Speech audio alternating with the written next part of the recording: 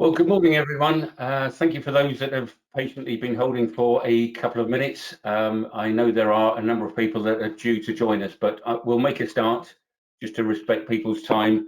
On behalf of the IIBN, I really do welcome you to this webinar. My name is Brendan Morahan. I'm the founding director of a business called Invent. We're based in London and we have offices in Dublin and Toronto. And I've been a patron member of the IIBN for a number of years now and have benefited greatly from that. So I'm delighted to have the opportunity to give a little bit back this morning by moderating this particular session. As you'll all be aware, IIBN, like us all, have had to reinvent themselves to continue providing the service to members and hopefully to attract new members. And this is the third virtual event that the IIBN have been holding, and there'll be many more to come, I have no doubt. In the past, we've had Stuart Lancaster, the famous rugby coach, and Keith Barry, the hypnotist and brain hacker. And as I say, there'll be many more on the way. I wonder if we could just put the screen up of all of these sponsors, because like any organization, we rely not just on the membership, but on the support of a number of organizations, and there are a number of sponsors that you can see on the screen there that have given a lot of help over the years to make sure that this is the vibrant community that we want it to be. And I would encourage you to take your time to look at all of those sponsors, make sure that you're aware of them, give them their support, give them your support where appropriate, and certainly where appropriate, your business, because we do rely on each other to make sure that organizations such as IIBN continue to provide the service that's become renowned for. And that service involves advice and expertise both to the network and from the network. And obviously, we are going through a difficult time at the moment, and I don't want to patronize by saying that, but we do recognize that obviously this involves a lot of personal tragedy, and we should never forget that. But also we need to recognize that businesses are essential now to help us trade through this, so that whenever the end appears, we are fit and have survived what we've been through, but also we're ready to thrive in coming out of this. So it's really important that we discuss today how we are going to do that as organizations, never forgetting, as I say, the personal tragedy that's involved in this. And I'm delighted today that I'm joined by two leading experts in human resources, Elmer O'Reilly, who's the founder of Parallel London, and Caroline McHenry, who's the founder of the HR Suite. But before I formally introduce Elmer and Caroline and ask them to say a few words, just wanted to let you all know that there will be time for Q&A at the end. So you will see at the top of your screen, there is a tab there for questions. If you would click on that, and that will open up a window on the side to enable you to add your questions. Obviously, it'd be really nice to know the geographic coverage of where we are all this morning. So as well as your name, I would encourage you to add your location. But I do recognize equally that some of you will be too shy, so by all means, submit your questions anonymously. But two people who definitely aren't shy are our experts this morning. And I'd like you both to introduce yourselves, maybe starting with you, Caroline. Good morning, everybody. I'm delighted to be with you all this morning. My name is Caroline McHenry, and as Brendan said, I run a business called the HR Suite. We're based in Dublin. We've offices in Kerry and locations nationwide, and we provide outsourced HR expertise. The idea is that you need to phone a friend to act as a sounding board. You need something clarified in relation to the legislation, and we act as another member of your team in that regard. So delighted to be talking to you all this morning. Thanks, Caroline. And Elma? Yes, I'm Elma O'Reilly, and I have a business called Parallel London. I've worked in HR for almost 20 years across mainly corporate brands like Nike, PVH Group, who own Tommy Hilfiger and Calvin Klein, and also All Saints in London. Always on a global scale or international. So I covered Asia Pacific for Tommy Hilfiger. And now I have my own business where I support brands in HR consultancy, quite operational, dealing with issues and yeah, a lot of day-to-day problems that are happening at the moment. I'm sure you are. Well, what I was going to suggest is that maybe we look at the discussion for the next 20 minutes or so on maybe 4 key themes. If we think about some of the concerns you're both hearing from your employers, various issues I'm sure are arising, some of which will be common, some of which might be unique, so that would provide insight.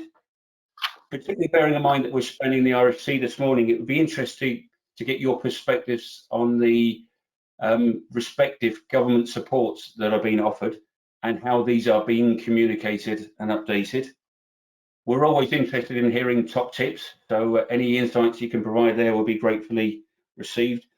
But then, as importantly, maybe thinking ahead to when this does go move behind us, how we can be prepared to manage our way out of this. So maybe, Caroline, I could ask you to share some of the views and the concerns you're receiving from those that you're working with from an employer perspective.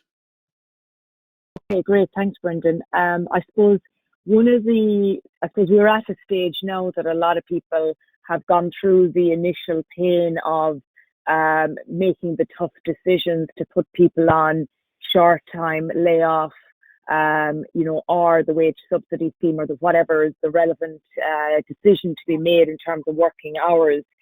So at this stage, the key themes that are coming up for me are, focusing on, okay, what is the business going to look like post this initial crisis stage, and trying to ensure that we're aligning the HR strategy and the HR organizational structure to mirror what that business strategy is. And I suppose the importance of getting into the helicopter and move from the operational to the strategic to really identify, okay, what are the key drivers that I need to look at? What are the key people strategies that I need? Whether that might be the organizational structure, whether that might be, changing roles to align with new business strategy, whether that might be recruiting new people for some. For others, it might be focusing on redundancy because departments have changed. So I think that's strategic, getting into the helicopter to really assess what does the future look like and aligning your HR and business strategy, and also cutting your cloth to measure, because financially for a lot of businesses, their people are the most valuable asset without doubt, and also potentially their most costly outgoing in terms of overhead. So it's aligning that to make sure that we're using this time very wisely to plan strategically. And I think that's a really important theme that is coming up. And the second important theme that's coming up for me is minding our employees at the moment. And we've worked a lot in relation to ensuring we have a very good employer brand. So focusing on, our attraction and our retention strategies. And now this is the test of what does your brand really stand for, and how are we looking after our employees. So whether that's flexibility around remote working, whether that's, checking in on people's mental health for people who are working in vital services that are on the front line, that we're supporting them in every possible way to make life easier for them as they provide a vital service to our economy. So I think for me, the strategic piece and the employer brand and minding our people would probably be, in the current moment in time, the key priorities that I'm finding, Brendan. Thank you. And Elma, I'm sure that resonates with you. Yeah, definitely. I completely agree with Caroline, especially around the looking after the employees. I mean, I think it's great to, see a lot of stuff going around about links to yoga classes and all of those things, which are amazing and fantastic. But if you're not giving people the time to do them, they're sort of irrelevant. And sometimes it's, it's really important to do the fun things. Like I have one client where we do a weekly quiz on a Thursday. Fantastic, but sometimes just don't be afraid to delve into maybe the quieter people. Is there a change in behavior? Are the quieter people getting quieter? are people stepping away from meetings? All of those things. Just be aware of kind of how people are reacting, because this is unprecedented. We have nothing to compare this to. And some people are reacting, we're all having bad days. So I think just keep a check on people. I think for my feedback from a UK perspective is that the furlough scheme, which is great and fantastic and amazing that it's there, the information is changing quite quickly. So we had a kind of situation a week or so ago where Martin Lewis was on TV talking about I should be in the furlough scheme, and it wasn't in the furlough scheme. I was getting calls from people saying, is this happening? And then suddenly the government changed a lot of what they were doing. So I think just the furloughing scheme in the UK is changing literally on a daily basis. So you have to keep on check of it. And that's one of the frustration things about this situation. You make plans based on what's been told, and then the plans change. So you just have to, and also be then from an employer perspective, just be transparent with your team. Tell them this is changing on a daily basis. I'm following the guidelines and trying to keep on top of this. So there will be updates regularly, and keep them updated. So stay in contact with them. Yeah. That's interesting. If we could maybe look at that in a couple of ways, and you've both mentioned the importance of planning and strategy, and that's clearly essential from a business perspective. But let's roll that back a little bit and pick up on the important point you both mentioned about the minding the employees, as you put it, and remembering the fact that even business leaders, business owners are people in their own right who are under their own personal stresses and strains, and having to deal with this cost-cutting exercise and minding people brings its own issues to bear. When you mention about accessing people and delving a little bit deeper, how do we do that nowadays? I can jump in there. Yeah. I mean, obviously everything is being done through Zoom and Google and Hangouts and all the rest of it at the moment. I think some of the top tips that I'm working with clients is that keep regular contact. So if you have a weekly meeting with all the team, keep that in place. You can see who's attending, so make sure you keep track of that.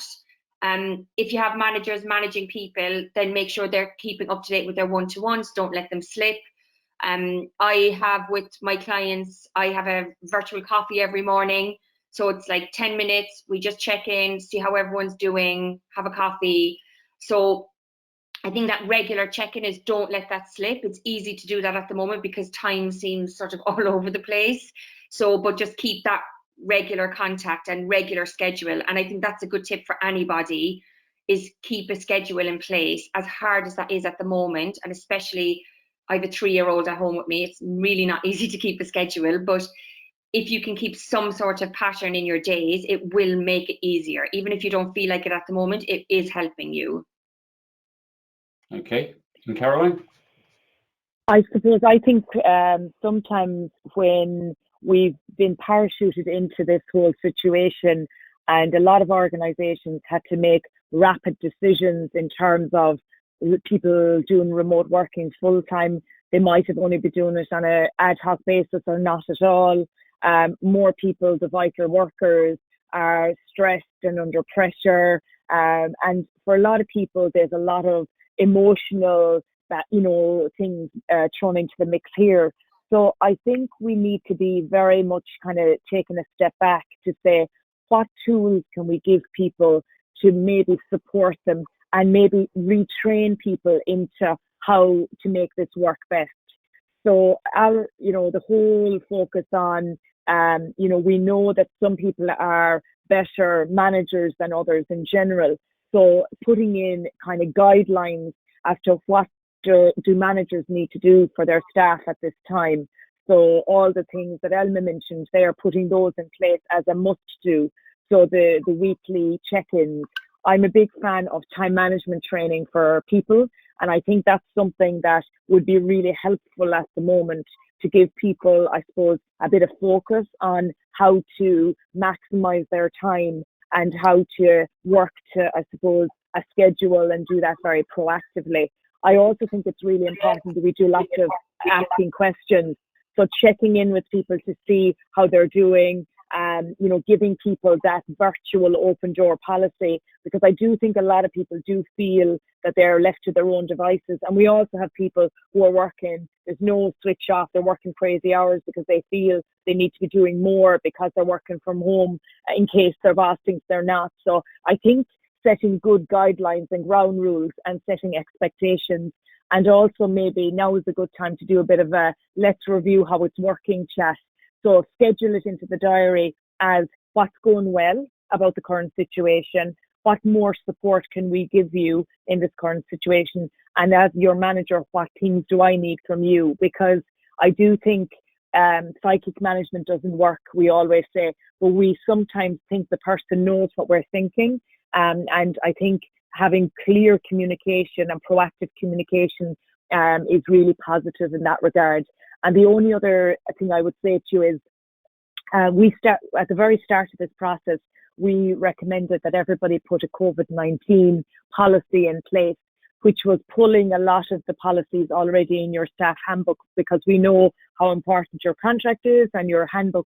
So your policies are crucially important, but bring to life and update and review what's in that coronavirus policy now, because things like how do we manage remote working, because it's different. What are the expectations we have in relation to flexibility? What is the reporting structure in relation to absence at the moment, etc. So I do think we should have that kind of guidelines in that coronavirus policy for staff. And I think that would be very proactive to help everybody be clear in relation to where we're at and what are the processes and the procedures and the expectations around all of that as well. I suppose implicit with what you've both said is the presumption that people have access to technology. Now, in this day and age, that's a reasonable generalization, but certainly from my experience, there are a lot of people that either don't have access to it, or even if they do, they're not confident in how to use it and are nervous in its use. How do you help those people to engage in the way you've just both discussed? I suppose the more visual the communication is, the better it is. And as humans, I think that's probably one of the things we crave most now, is to, have the hugs and, the chats more with the friends and family that we are social distancing from. But the more visual we make the communication, the better. So even FaceTime on an iPhone is better than just doing a call. Doing a webinar is better, than a Zoom, a Zoom call is better again, so you've got the levels of using technology. But I do think that if you have people who need training in that, there's lots of basic training that, we can bring people through to make it easier for them. And we've got to presume if they're not using it, we're starting at a base. But in the absence of that, the check-in calls are better than not doing them. So I think it's just maintaining the communication, not alone from the people who are at work at the moment, but also the people who are on layoff or furlong or, whatever scheme, the wage subsidy scheme in Ireland, whatever people are on, the importance of communication.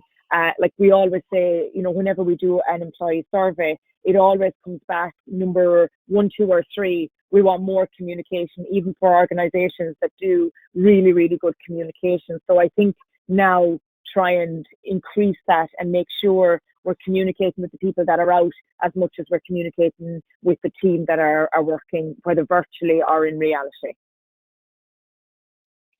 I would agree. I think some of the feedback that I'm getting from businesses is that, and from employees, is that they miss, what they really, really miss is as Caroline said, the kind of that connection, and just little things like you have a question for somebody, get up and go over to their desk and ask them, and that's taken away from you.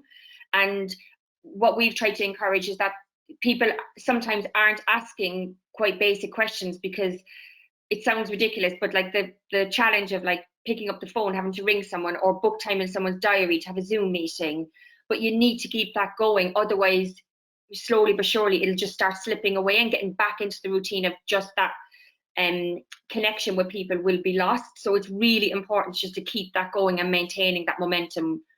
And with the training bit, I agree as well. I mean, start at a basic.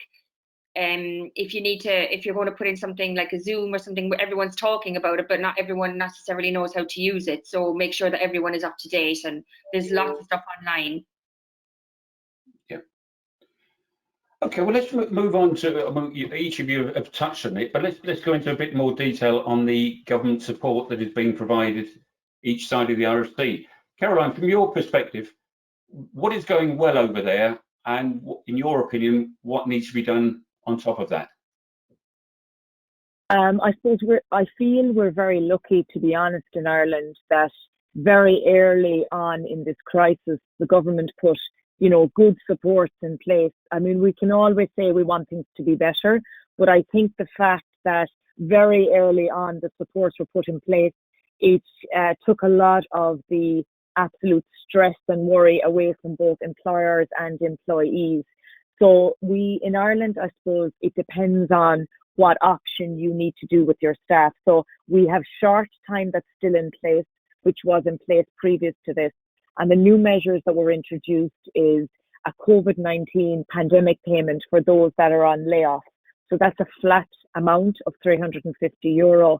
And it has brought its challenges, because if you currently as an employee only earn €150 and you're laid off, you still get the 350 pandemic. So for a lot of the people that are working, they're asking, to be put on the pandemic payment, because it's obviously an increase.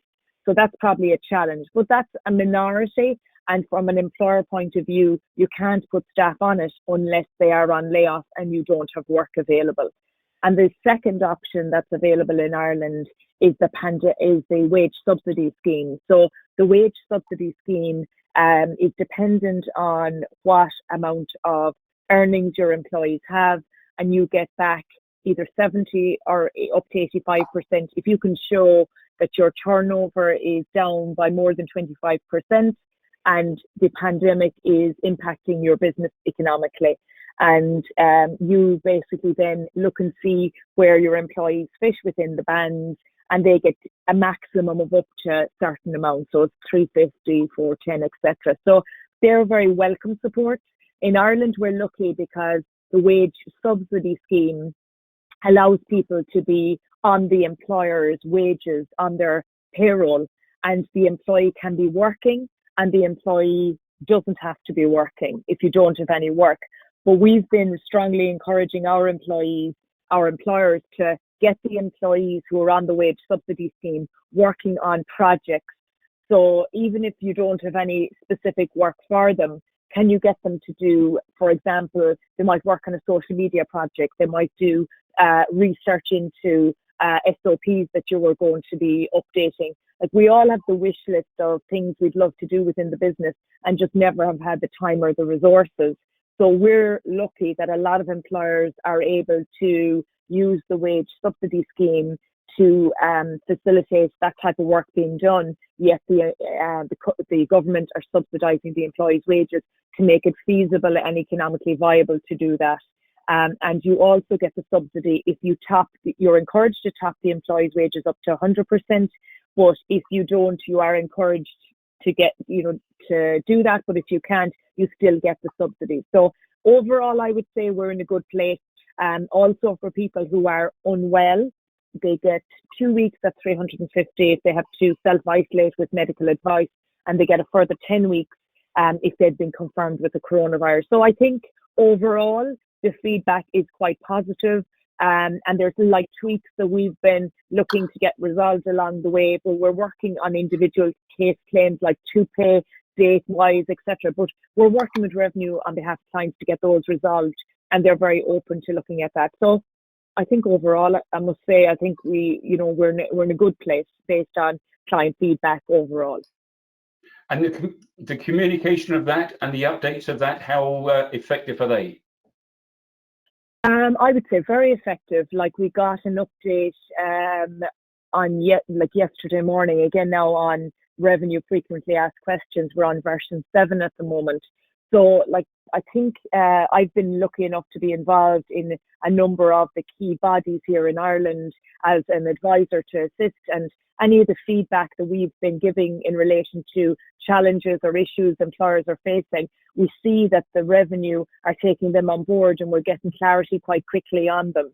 So I think we absolutely need to keep up to date. And like, I mean, I'm swatting like a Leaving Cert student, it's the night before my exam every time an update comes up. But that's part of the job. And I think we have to expect that there will be updates and changes. And the reason for them is to respond to the fact that, they're getting feedback from employers in needing to tweak or change it. So I think we have to welcome that and, expect that there will be updates and changes. And like I say to everybody, you're giving people the information you have and making your decision based on factual, up-to-date information and the here and now. But that doesn't mean to say it won't change next week. And if it does, we can revisit it then. So we're very much communicating with employees to say we're making this decision now, but that doesn't mean to say it mightn't change in the next week or going forward if information or advice changes from revenue or the government, etc., etc. And I think if you keep that open communication, you're setting that expectation. Okay, thank you. Well, I'll ask Elma to give the UK perspective. But before I do this, just very quickly, one question's come in. Maybe you could clarify, Caroline, from your grant. She said she understood if you claimed subsidy, you are not allowed to have staff working full-time as this was deemed fraudulent. Can you clarify? But just clarify quickly, please. So no is the answer to the question. You can have your staff working. The wage subsidy is different. I think the person is thinking of the COVID-19 layoff. You can't have the employee working for the COVID-19 pandemic payment because they're on layoff. But with the wage subsidy scheme, the person is on the payroll, they're available for work. Many people are working full-time on that scheme as we speak. So I think it's the pandemic payment that listener is thinking of. Okay, all right, thanks for clarifying that. And Elma? Yeah, so the situation in the UK is that it's 80% of your salary, up to 2,500 per month. You can top it up as an employer to 100%, but you don't have to. The person has to be on PAYE. Now, they changed the dates from the 28th of February to the 16th of March last week, so there was some changes there. The whole point of it is that it's supposed to be in place if you had to make the person redundant. So this is in lieu of making the person redundant. So unlike the Irish scheme, the person cannot work while they're while they're furloughed. So I've had some clients where they couldn't afford to they couldn't have the people not working at all.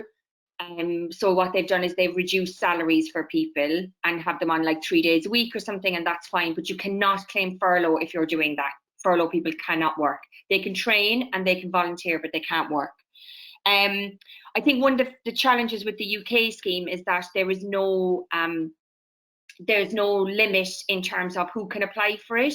So I'm not going to name names, but you've seen the press where you have companies with, very famous, very rich owners, and you have companies who are up in profit at the moment because of what they do if they're an online business, and they have furloughed some of their teams to save on payroll. And I mean, obviously that's a moral question, but they're not breaking any rules, they're not doing anything wrong by doing it. But I think there should have been something in place around, if you're a business in profit or you have enough money to pay staff, then you shouldn't be able to take the furlough scheme. But it is what it is. And again, I think as Caroline said, it's changing daily, so it's just keeping up with the changes. And that's kind of the frustrating part. But some of it is like made people redundant, and then the furlough scheme came in, so they had to ask them back and put them on furlough. And that sounds like it's quite an easy thing to do, but it actually isn't. So there's a lot of administrative work around it, and it's an online portal. So the employer has to pay the employee and then claim the money. So it isn't the employee getting the money from the government. Employer pays, then claims back. So you need to have enough money to be able to pay people up front and then claim the money back. and it's an online portal that went live this week. Hearing good and bad about it, but the money is paid after 6 days, so the 6 days hasn't happened yet, so we don't know how effective it is working. The also frustrating thing is that there isn't a lot in place for self-employed or directors of a limited company. That's not happening till later, so we're waiting on more information around that. Great. Okay, thank you. Well, we've got a number of questions coming in. Please keep them coming, and we'll go on to those in a few minutes. Maybe I could ask each of you, and just keep it to maybe 2 or 3. Maybe you could think of some top tips that we could share with the membership now of specifics that people should be looking at doing, but maybe within that, things that they shouldn't be doing or should be avoiding. Caroline, maybe you start. Thanks, Brendan. I think my number 1 would be identify what is your business strategy going forward. What is that for the next 3 months in terms of cash flow, in terms of strategy, in terms of focus, in terms of priorities. I think it's crucially important that you involve your team in assisting from a business strategy perspective, and really, I suppose, try and do your best to have as robust a plan as you can for the short term, and then do the same for the next 6 months and the next 12 months, because I think now, if we don't have a very clear business strategy that is aligned with a HR strategy, this isn't going away, and it's likely that a new future for businesses is on the horizon. And I think planning very proactively for that and aligning your HR strategy, because it is all about the people and making sure that we get the full input from everybody on the team to help with that.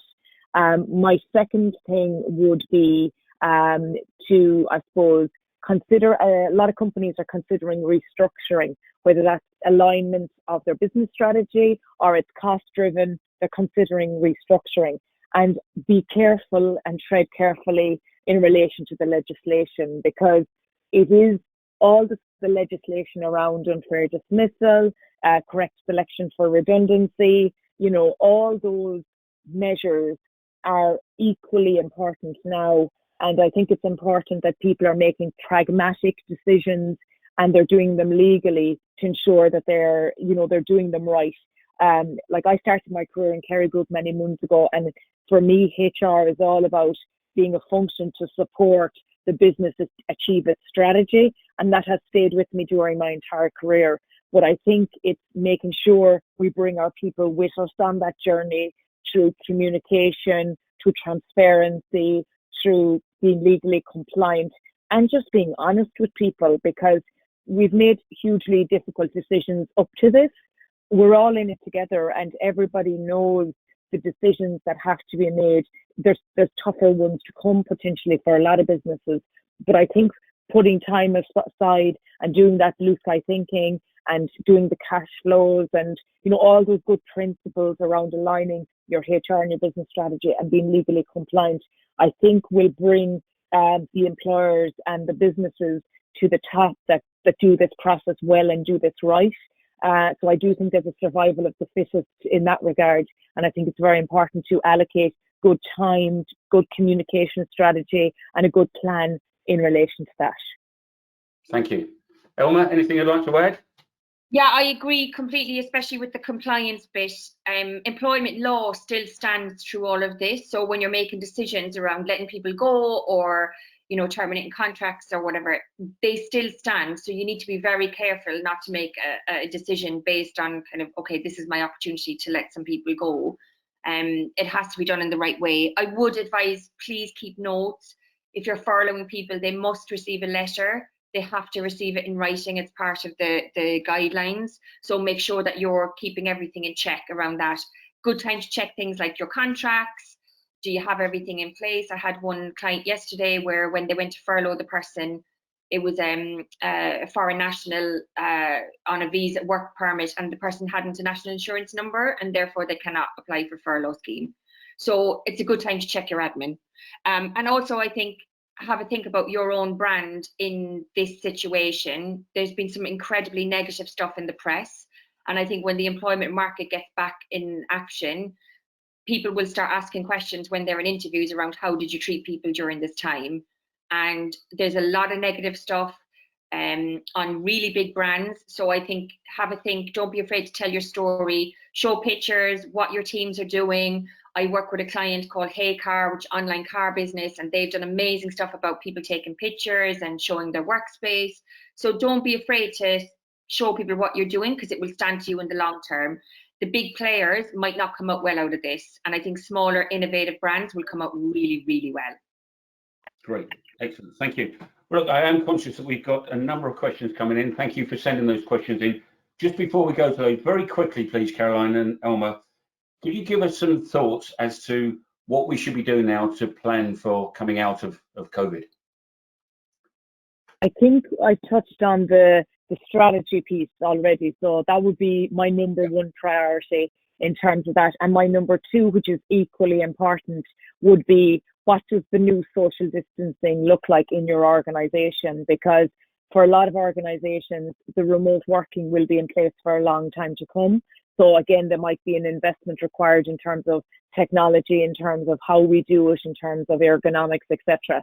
Also, I think if you are a business where people will be coming to work, whatever that business is, that I think we need to put a plan in place. Like, I was dealing with a client yesterday, and they're a childcare facility, and we put in lots of new policies and procedures from a health and safety perspective for both employee safety and also for parents and for their children. So I think we have a great opportunity as employers and as companies to lead the way in your sector and lead the way in your industry in relation to how you're going to ensure well-being for both your staff and customers going forward, because I think you need to plan that now, have good procedures.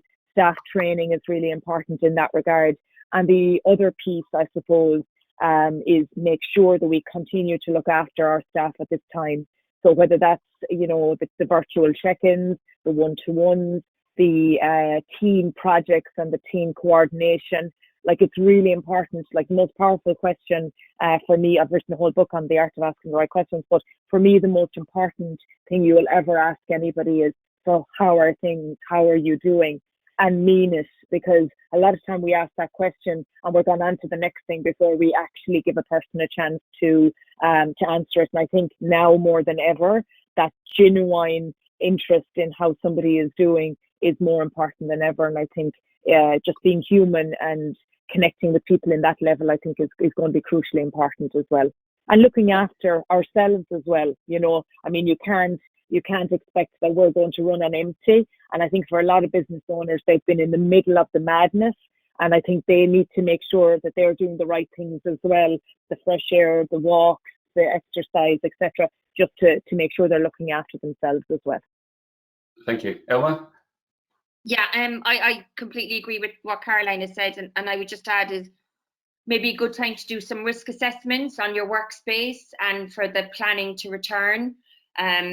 Not everyone is just going to rock up on day one, everyone back on public transport and driving to work and whatever. That's not going to happen. We're hearing that they'll probably stagger. I work with a German business, and the Berlin office is staggering return to work and having key times. So just be aware that that's probably going to be the new norm. And if I'm being honest, I don't think that's such a bad thing.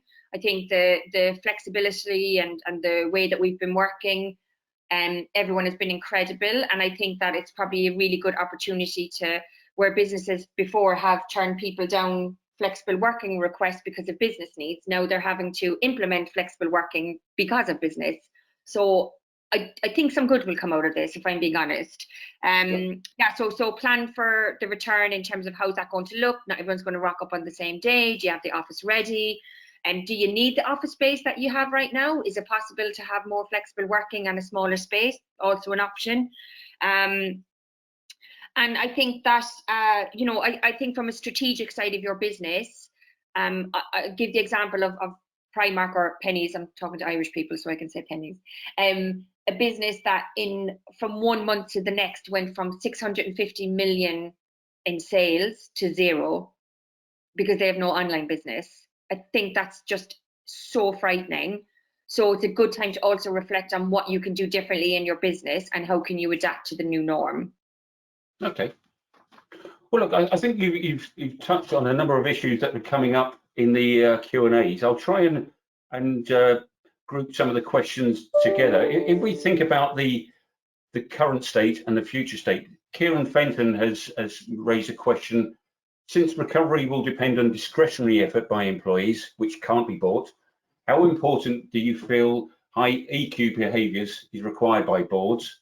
And if I could link Susan Hayes-Cullerton's question, she asked, how do you characterise the new normal? So I wonder if you could just pick up a quick response on both of those of what we do now before we think about what we do in the future. Brilliant question, Susan. I suppose I don't think there will be a set new normal. I think it's going to be very much a moving process, and I think we need to be responsive to what we need from a health, well-being, safety, government, perspective in terms of what that will look like. I definitely think there's going to be a lot more remote working.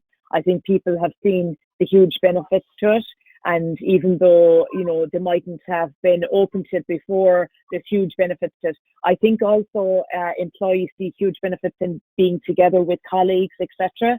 I think we're going to maximize the use of more collaboration. I think maximizing our networks like IIBN, people reaching out to fellow, business people, etc., will become more of a new normal to get support, advice, help, etc. And I think the other thing during this is we really value experts. So whatever the expertise I feel is, I think people really value expertise. So that might be the fitness instructor, the tax advisor, the HR consultant, the whatever. I think there's going to be lots of new normals that will come out of this. And I think a lot of good is going to come out of it as well. But it's from a business perspective, it's to try and help people get through and weather the storm and come out the other end. And that might mean changing elements of the business, I think, as well, as part of that journey to what is the new normal. And Ilma, Owen's point about the emotional intelligence? Yeah, I think it's a really important one, really important. I think that... Kieran's point, beg your pardon, Kieran. Yeah, I think it's, as I said earlier, I think the more established, probably well-known brands in this are not going to come out well. And I think brands that are very genuine, we've mentioned kind of transparency and being genuine quite a lot in this. I think that's going to be more important than ever. And people, I think in terms of HR, sometimes there's a lot said on the face of it, and when you dig in deeper, it's like, okay, that's not what we actually meant. Okay, we, for example, we believe in flexible working, but you must be at your desk at 9:30. That's not flexible working. So I think that there will be, I agree as well, the new norm is going to take a long time, and what that will look like, we have no idea. But I think that the emotional intelligence, especially of senior leaders, is going to play a huge part in this. Yeah. And on that point, I think Brendan, just to add, sorry, like one of the things I think we've seen during this whole pandemic is people we didn't expect within our organizations have really stepped up and shown that they are leaders in their own right, and more people that we expected to step up have let themselves and their own brands down. So I think we've really seen the importance of emotional intelligence, the importance of resilience, the importance of, attitude, etc., that has really come to the top in this. And I think it's going to present lots of opportunities for people after this, for those that have stepped up to the plate so positively. Yeah. And picking up on that new normal, Jonathan Gray from Cork, who's sunning himself no doubt over there, he raises the point that picking up this new normal, that as some of you will be aware, he has his business in London. He travels back from Cork. In the future, people have got used to working from home. If they're now going to have to travel into their branch or their headquarter offices, will businesses be expected to pay travel expenses if the work location is split between home and office? And this and what other HR issues are likely to arise with this new normal? Yeah, I think a lot of those kind of challenges around where is the person's based and how do we come to an agreement in relation to that. There's a taxable, free allowance available in Ireland for those that are working from home of €3.20 per day. So I think as we understand how this is going to pan out, I think we need to re-look at that with employees in terms of agreement. And I think for a lot of my clients and a lot of employees, they feel they're making huge savings in terms of commuting, in terms of their time, etc. So I think there's a very much a reasonable piece around that. And I think there might also be the new normal is home is working location for X many days and the office is for other days. And again, I think it's coming to practical agreements and arrangements with people as this comes to what is a new normal around that. Yeah. I think that the tax thing is a big one because the UK is the same in terms of work location and travel and stuff like that. I do think as well, though, that don't underestimate how much people are missing the office. Everyone I speak to, they're saying, "Oh God, I'd love to just go into the office and have lunch with my team." And so I don't think is that everyone is suddenly going to start working from home full time. But I think it's a strange one because we don't know. I would hope that HMRC are looking at, okay, what are the tax implications at the moment and how can we make them more flexible? And even small things like, if you buy an annual travel card in the UK for public transport, they're based on a Monday to Friday 9 to 5. You can't get a part-time travel card. So that will have to change. I mean, there is no doubt about it. Yeah, it's a good point. And maybe if I could link a couple of questions together and draw the distinction between leadership and the function of HR. Owen has asked, how do you maintain collaboration and build esprit de corps when not physically meeting regularly? So I'd like to think of that from a leadership perspective, both now and in the future. But also there's a question about the HR function itself, how that is likely to change in the future. Could you give some insight as to how HR is going to support the leadership of people, what we need to be doing now and how that will change in the future?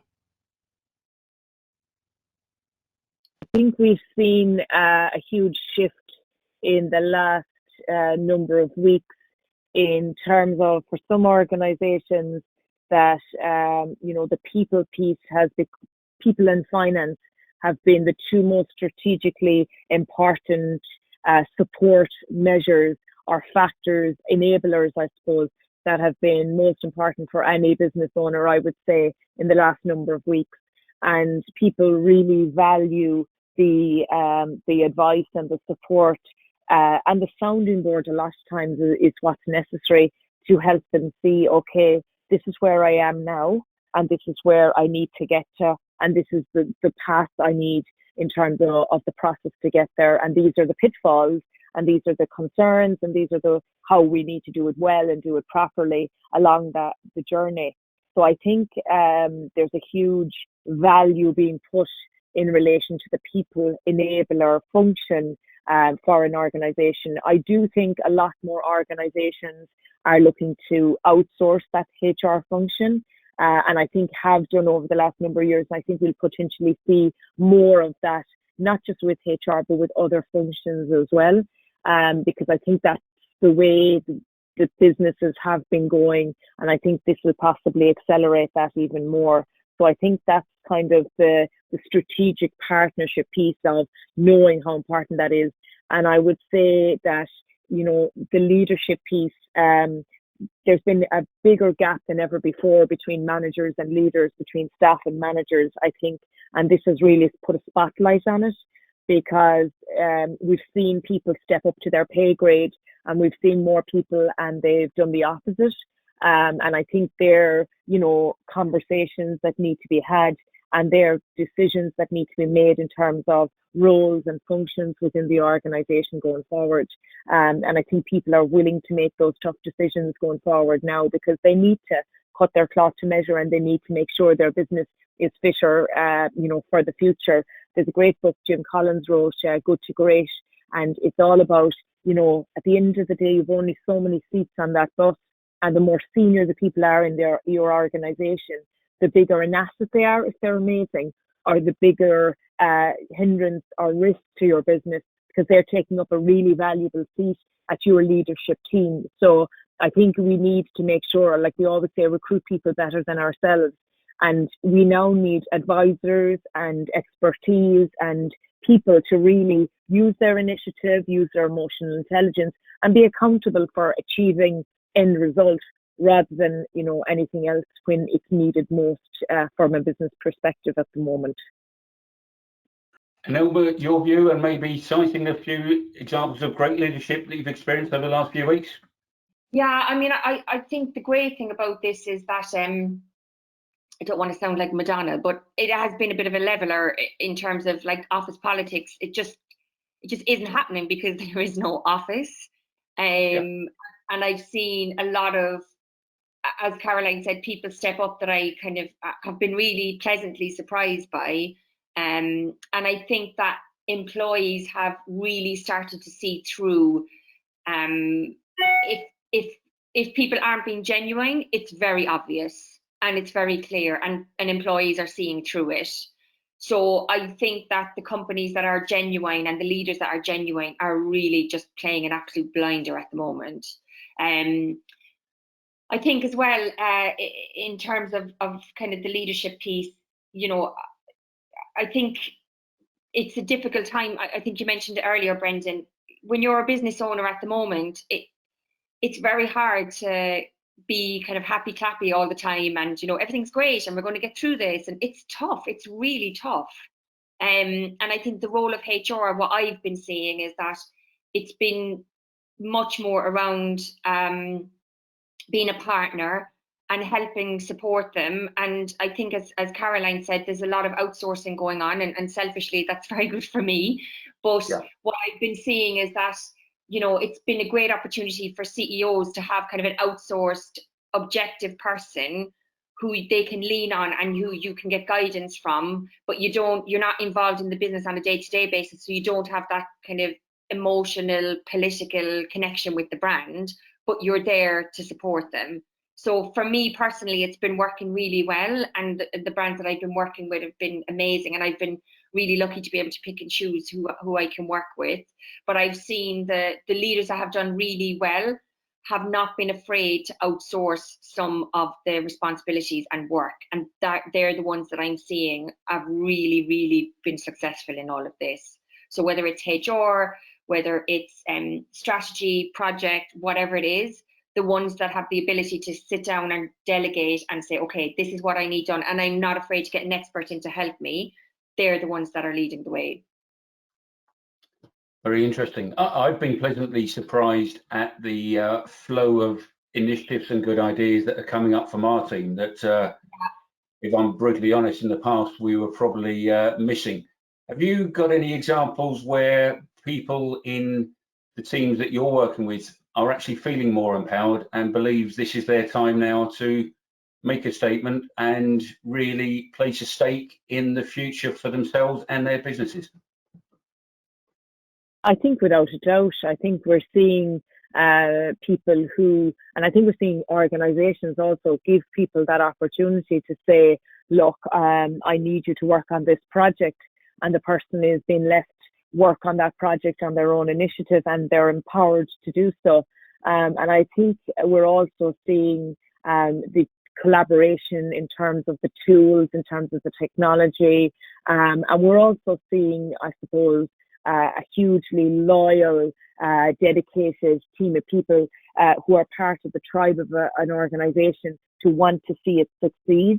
And I suppose we're also seeing, though, that organizations who had cracks or HR issues before that they might have wanted to deal with but maybe didn't get around to it, they're now like huge voids and are spotlighted even more. So I think what this is doing is it's giving the opportunity to spotlight more the great people and the people who are not performing and attitudinally weren't at the standard you want, because we always say the standard you set is the standard you get. And I think that's never more important in relation to our brand, our values, and the culture we want within our company, and giving people that empowerment. You know, we need to walk the talk. We need to really give them that empowerment if we mean it. And I think that's been a really welcome opportunity for a lot of people. And it's great to see that so many people have embraced that opportunity so positively as well. Great. And Elma? Sorry, Brendan, you were just cut off. I was just saying, Elma, anything you'd like to add to that? No, I mean, I think they're you know, I think it's as we've said, it's kind of unprecedented. I would just kind of jump on the what Caroline mentioned around loyalty. I've seen people that, you know, maybe at a cusp of leaving a brand or going looking somewhere else, unhappy with the situation, and it's been completely changed by how the company's reacted to this. So I think it's a great opportunity to kind of really cement the leaders and teams that you have. And if they're the people that you need to move forward, this is a great time to just, you know, be on point, support them, and they will stay loyal for you for a very, very long time. Yeah. Well, look, as I expected, there was so much great stuff in there. We could speak all morning and indeed all day, but we have committed to finishing this by 10:30, so maybe we could leave it there. Thank you so much, Caroline and Elma, for your insights. We've had approaching 100 people join us this morning.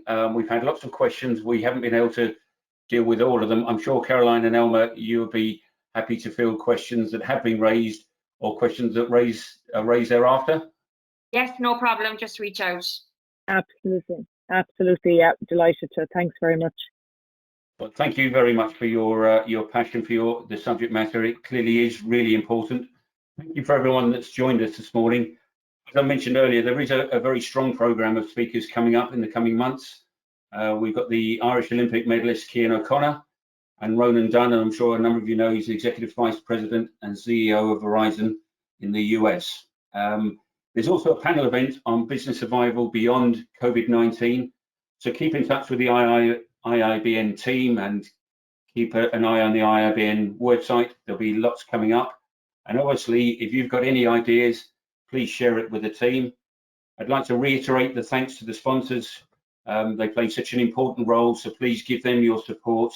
Please make sure you're aware of their existence and how they are helping us all to stick together in these difficult times. And if you would like the opportunity to promote your business to a global audience, I'm sure Angela, Alpha, or Fiona would be delighted to hear from you. So it's 10:30, time for me to shut up. Thanks very much for joining us. I trust you enjoyed it, got some value out of this, and most importantly, keep safe. Bye for now.